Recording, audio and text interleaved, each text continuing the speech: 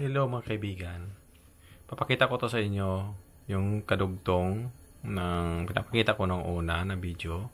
Ito yung sinisend sa akin na doon sa ginagamot ko, na doon talaga actual talagang video na binibidyohan sa bahay nila. Yung una kong video, dito ko nag-video sa Japan noon sa pag-online ko.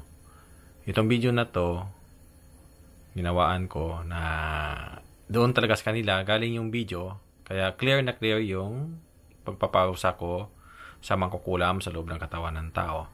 Panoorin nyo ito mga kaibigan. Yan yung video na clear na talaga, na pangalawang video ko to i-upload ko sa sa YouTube, na yun talagang clear na makikita nyo kung paano nagkisay-kisay yung mga mangkukulam, paano sila pinapausahan sa dasal ng Diyos Ama na nanggaling sa akin, na pinainom ng tubig, di kaya nagkisay-kisay. Yan ang pausa sa Diyos Ama natin. Kung hindi pa sila pinapaalis, mamatay ang mga kukulam sa katawan ng tao. Panoorin nyo ito mga kaibigan. Nakasangan!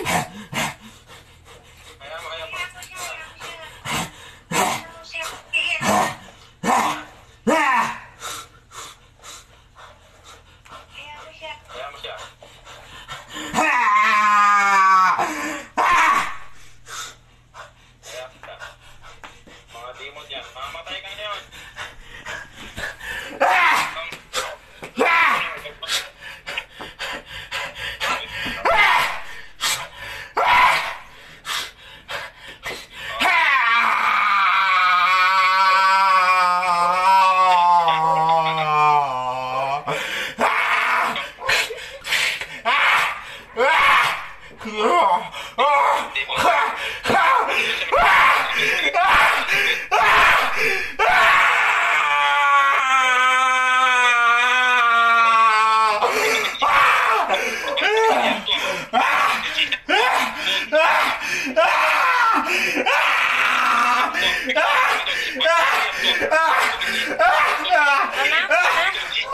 Videoan na yan!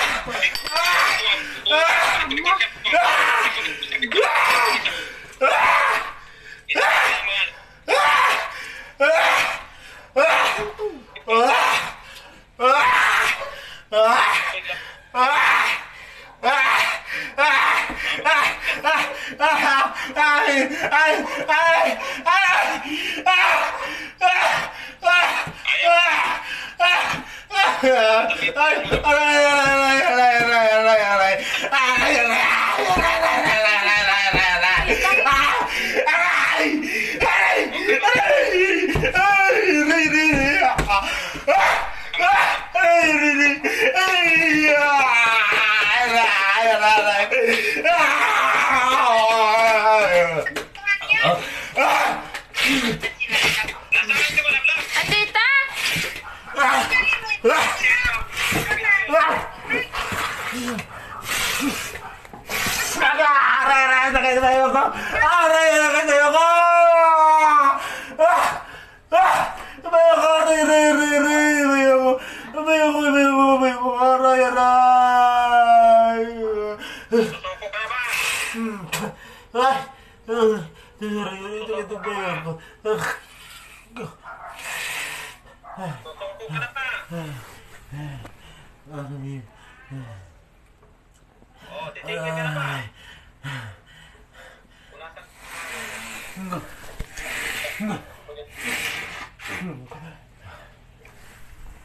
Titigil ka na.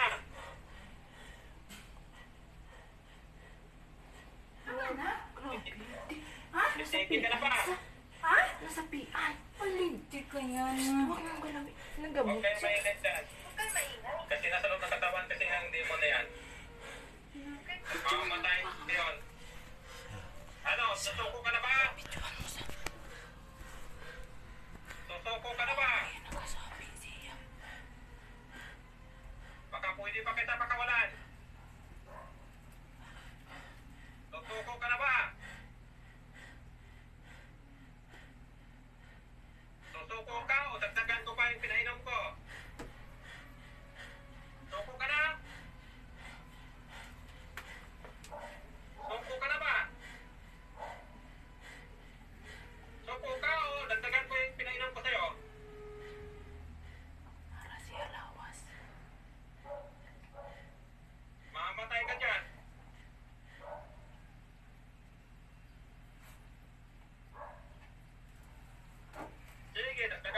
iniinom mo. Dagdagan ko pa yan. May paiyak-iyak ka pala ha.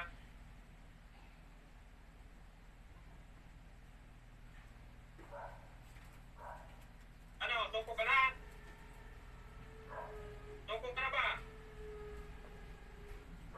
Ayaw mo sumuko?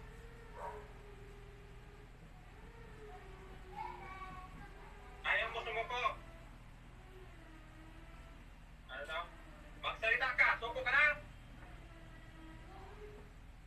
Suko na siya, oh. Oh, sige, papakawalan kita dyan. Huwag mo nang balikan itong tao na to, ha? Huwag mo nang...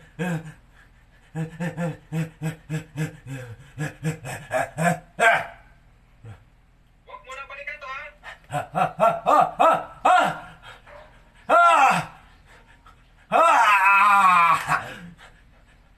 Ano ka ba? Tao ka ba?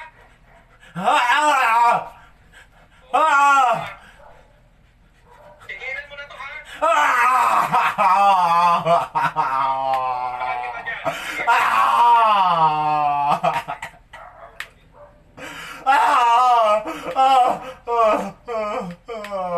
Pakawalan kita dyan. Huwag mo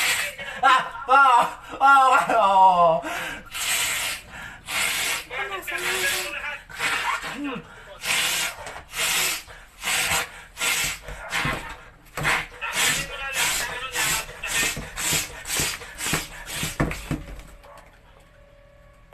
Tanggalin mo yan. Sige, pakawalan kita. Sige, silipik yan.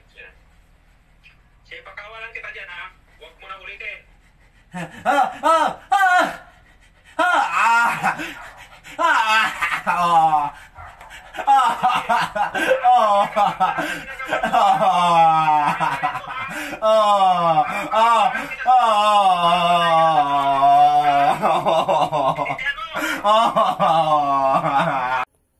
Nakita nyo na mga kaibigan ko paano naparusahan yung ano.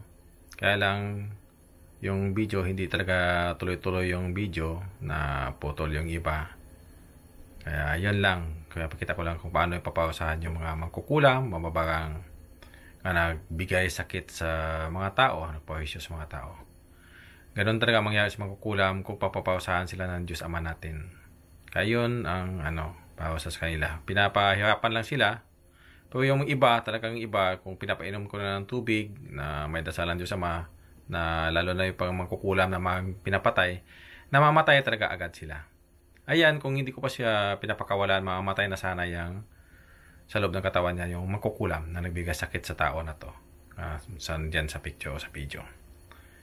Kaya yan ang parusa. Yan totoo na parusa sa mga mangkukulam, mga babae. Kaya pag narinig ng mangkukulam, sana magbago na kayo. Magbalik loob na kayo sa Diyos Ama natin. Huwag na kayong mangkulam pa.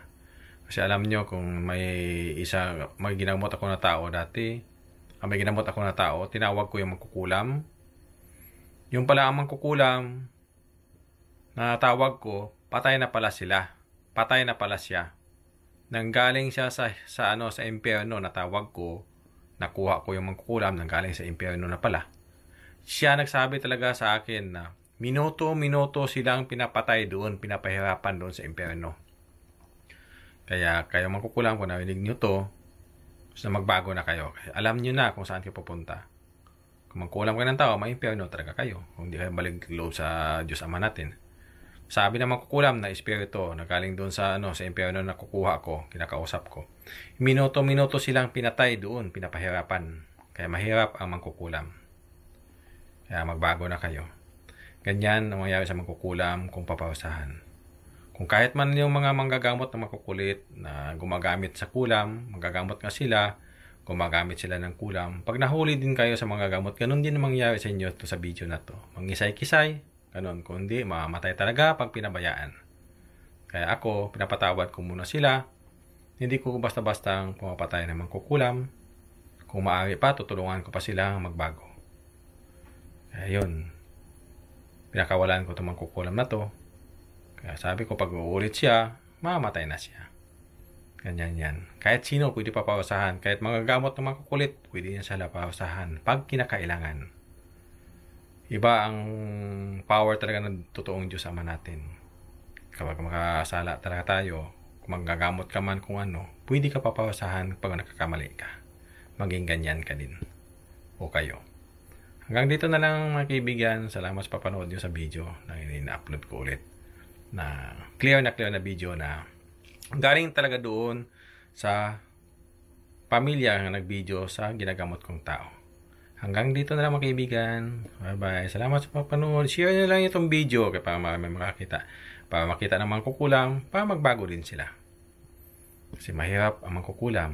Minuto-minuto, pinapatay doon sa impyerno ang mga kukulam. Pagkapatay, mabubuhay na naman, patayin na naman sila, buhay na naman, patayin naman sila ng mga demonyo doon. Hanggang dito na mga kaibigan. Maraming salamat sa papanood. God bless inyong lahat. Bye-bye.